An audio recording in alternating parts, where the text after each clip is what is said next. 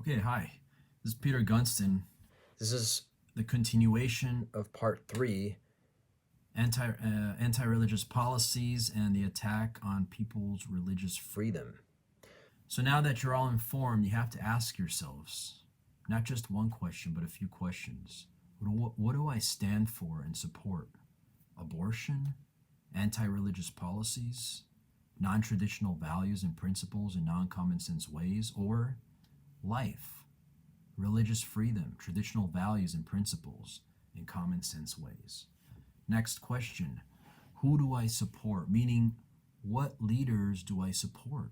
Leaders who support anti-religious policies, abortion, non-traditional values and principles in non-common sense ways, or leaders who support life, traditional freedom, common sense ways, leaders who appointed conservative Supreme Court justices into the Supreme Court, such as Brett Kavanaugh and Neil Gorsuch, who support all of the positive things that I've mentioned, and now just Amy Barrett. Leaders who negotiated the quick release of imprisoned Christian pastors in Turkey, which would not be done by the prior administrations, and leaders who give priority to Christian refugees over radical potential Islam refugees coming in. This doesn't just go for top leaders, but it goes for all leaders at all levels, federal, state levels, local levels, because any leader that screws up can have a trickle effect on our society. We cannot afford to choose leaders who say things like, whatever we once were, we are no longer a Christian nation. Obama said this. So we can't choose leaders who attack our religious liberties and instead accommodate other religions and other foreign laws over ours, teaching our school children about Islam instead of Christianity. Remember, Pelosi voted against, in 1998 against school prayer. So they're teaching our school children about Islam instead of Christianity, which our forefathers intended to be taught in school. Now if they teach them Christianity or about Jesus in school, these liberal Democrats are going to go crazy. But they don't say nothing when they're teaching them about Islam. Remember, after all, this country was brought up on Judeo-Christian roots. But there are still people out there, Democrats and liberals out there, who continue to attack Christianity. Unfortunately, nothing we can do about it, but many of our leaders in government are politicians, and the bad politicians, unfortunately, also make the laws. The good and bad politicians, the bad politicians, the good politicians, they make the laws, and those laws in turn shape our society.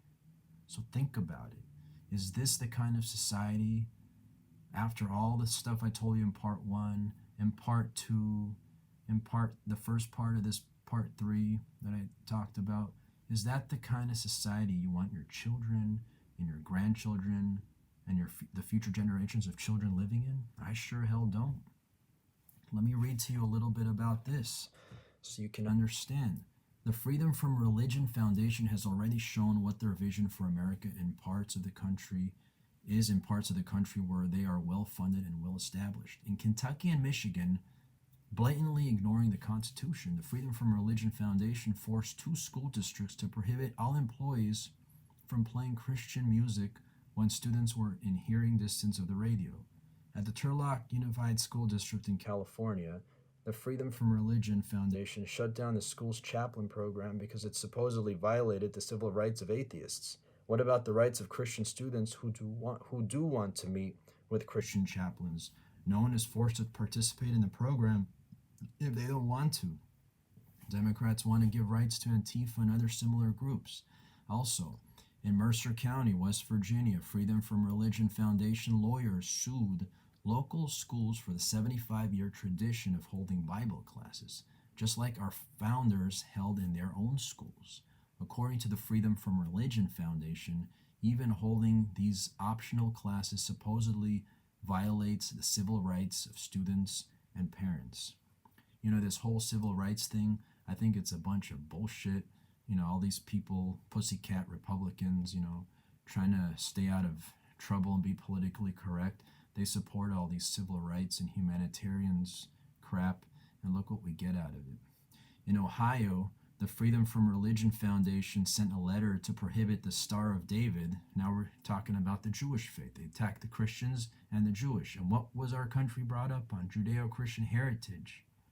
In Ohio, the Freedom from Religion Foundation sent a letter to prohibit the Star of David from being displayed at a new Holocaust memorial, saying it was a dishonor and exclusionary, despite the fact that 6 million Jews were brutally tortured and killed in the Holocaust.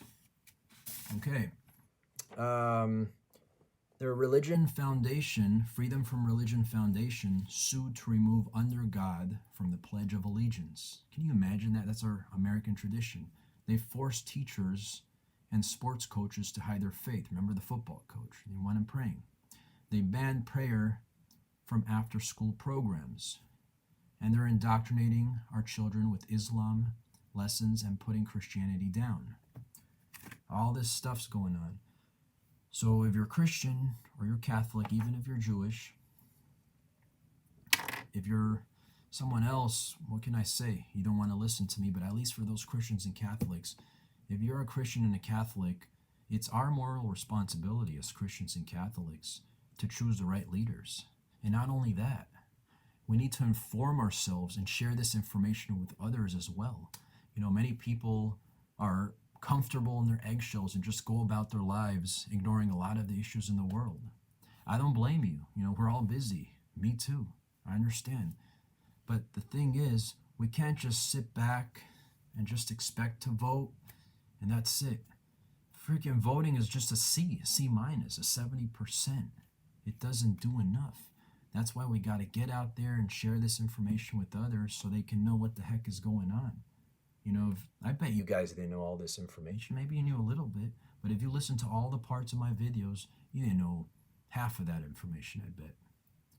So now, you got to understand, I said many people are comfortable in their eggshells.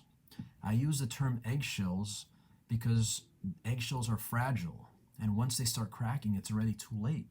It's at your doorstep, whether you like it or not, because it has spread like a wildfire. What has spread like a wildfire? All this BS that I describe in all my videos going on. All this has spread like a wildfire. It's already too late. So what I say is we need the right information to fall in the right hands of great people like you, who will speak up, if you will. We need an army. I'm talking about we need an army of good men and Christians that will overwhelm weak leaders to change their ways or get the heck out. If these leaders are going to run America like this, with all the things that you've seen from part 1 and part 2 and the first part of part 3 of my video against religious freedom, and the second part that I'm making right now, if you expect those leaders to hang around, I mean, who wants these kind of people? I don't understand. That's why my title is called What the Democrats Have to Offer. So we need an army of good men and Christians that will overwhelm these weak leaders to change their ways or get the heck out. And my favorite quote, my very favorite quote is, if good men do nothing, evil shall prevail, right? I mean, if we just sit around here, like I was saying, if you just say, oh yeah, I voted, it's okay. You voted, I'm not saying you're bad, vote, but also try to talk about people. Sometimes, I talk to some people and they happen to be Democrats or they happen to be, I don't know what they are. I don't ask them sometimes. And I suspect if they don't want to talk about it, they turn the conversation off. If I start talking about, oh, look how well the economy is doing, they know I'm referring to Trump. Look how well this is doing. They know I'm referring to Trump. I don't want to talk about it. Why don't they want to talk about it? Because they have nothing to offer. What do Democrats have to offer? I see the Democratic Party, they're like a big parasite lurking on, weaker people and people that are dependent and victims. Without all these 3 victims and weak and dependent people, they would not exist. I mean, Just look at the party. Look what they're doing. So I believe that together as Christians and Catholics and evangelicals, we can really turn this country around for the good.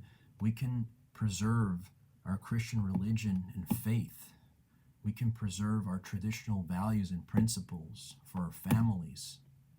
And we can pave a path, a good path for our children, our grandchildren, for those of you who have grandchildren, and future generations of children to come.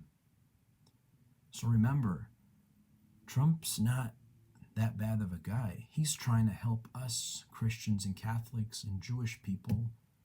The Muslims are trying to kill the Jews. They teach them in Iran from an age of 5-year-old, death to America, death to Israel, death to the Jews, death to the Americans. In war, they put the Christians in the front to battle first. And once there's a pool of blood, unfortunately, dead Christians, the opposing enemy would rather walk a mile around them because they consider their blood dirty. You're not going to find this anywhere else. An Iranian friend straight from Tehran came here, and he's the one that told me about it. He says there's a lot of Christian persecution, even though Tehran is a big, supposedly civilized city. There's a lot of stuff going on there. So remember, Trump is not a bad guy, especially if you're Christian and Catholic and you've listened especially to this last part of the video and to the first part of part 3. If you vote Democrat after hearing all my videos, part 1 through part 3, I don't know what to tell you. There's got to be something wrong with you. You might not be educated or fully informed yet, but you better make up your mind quick, because this election is important. This election is about our Christian values and principles, keeping them in line, creating the right path, like I said, for our children and our grandchildren, future generations of children to follow. So if you want to create that good path, you better vote right. And that vote is for Trump. Thank you.